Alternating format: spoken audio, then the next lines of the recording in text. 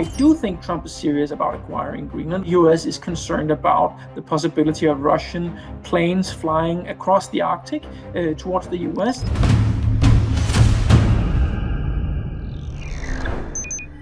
I don't see a US military invasion of Greenland being in the cards. And the primary reason for this is actually that if you ask the American public about this, invading Greenland is an unpopular case. The American public doesn't support the US invading small NATO allies. So for that reason, I don't think that they're going to invade. However, I do think Trump is serious about acquiring Greenland. And I think the way he tries to do it is he tries to convince the Greenlanders to vote themselves out of the Kingdom of Denmark and then make some sort of arrangement with the US.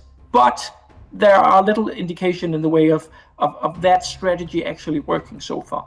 Well, I buy that there are legitimate US security concerns in the area. I mean, the US is concerned about the possibility of Russian planes flying across the Arctic towards the US. They are concerned about submarines going through the GEOC gap, the Greenland, Iceland, UK gap, as you mentioned. So these are legitimate security concerns. It is security issues that the US actually used to handle itself during the Cold War and after. But it's clear now from the statements from the Trump administration that now the Trump administration wants Denmark to contribute more to this.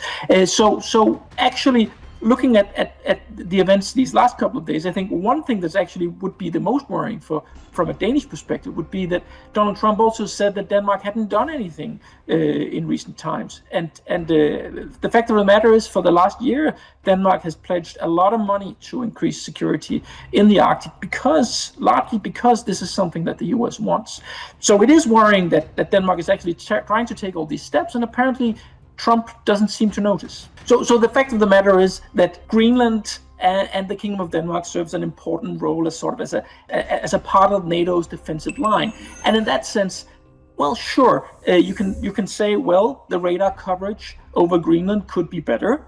And again, one of the reasons for this is that the Americans closed their radar stations across Greenland when the Cold War ended. But there are radar capacity that could be built up. There are submarine hunting capabilities that could be built up. I mean, these are legitimate security concerns. Where I think most people in Denmark would be puzzled is why the US feels the need that they have to acquire Greenland altogether in order to achieve that, because the fact of the matter is that Denmark, Greenland, and the US has had a very good defense relationship for the past 75 years. So it's puzzling that the US would want to take it in this direction.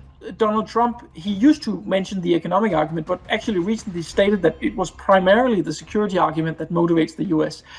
And secondly, if you take a look at economic opportunities in Greenland, they're not all that appealing. It's correct, as you said in the opening, that Greenland is a very rich country when it comes to minerals of various kinds, but it also remains that it's very expensive to extract these minerals. So in that sense, there are not necessarily that many really obvious business cases where there's a lot of money to be made in the short term.